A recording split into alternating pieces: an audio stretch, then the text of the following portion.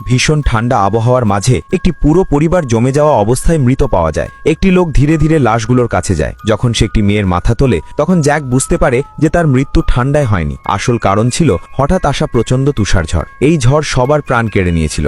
Mobile, গাড়ি সবকিছু বন্ধ হয়ে গিয়েছে। নিজের স্ত্রী আর বাচ্চার সাথে আমার দেখা করার জন্য জ্যাকের কাছে একটাই পথ ছিল। সে নিজের সব সরঞ্জাম পরে একা তুষারের মাঝে বেরিয়ে পড়ে, কিন্তু অর্ধেক পথে হঠাৎ সে পেছন থেকে শীষের মতো শব্দ শুনতে পায়। কৌতূহলবশত জ্যাক এদিক ওদিক তাকায়, কিন্তু কোথাও কোনো জীবিত মানুষ দেখতে পায় না। দ্বিধাগ্রস্ত হয়ে সে যখন ভাবছিল তখন তার নজর একটি বিদ্যুতের খুঁটিতে ঝুলে থাকা একজন মৃত ইলেকট্রিশিয়ানের ওপর পড়ে। তখন সে বুঝতে পারে যে শব্দটি শীষের ছিল না, বরং লোহার মই এবং খুঁটির একে অপরের সাথে ঘর্ষণের ফলে আসছিল। জ্যাক আবার নিজের বাড়ির দিকে এগোতে লাগে, কিন্তু তুষার এত বেশি জমে গিয়েছিল যে সে খুব দ্রুতই পথ হারিয়ে ফেলে। সৌভাগ্যবশত জ্যাক আগে থেকেই এর প্রস্তুতি নিয়ে রেখেছিল। সে পকেট থেকে মানচিত্র বের করে মনোযোগ দিয়ে দেখতে লাগে। নিজের অবস্থান চিনে নেওয়ার পর সে সামনে বাড়ে। পুরো পথে সব জায়গায় কেবল লাশ আর লাশ পড়েছিল।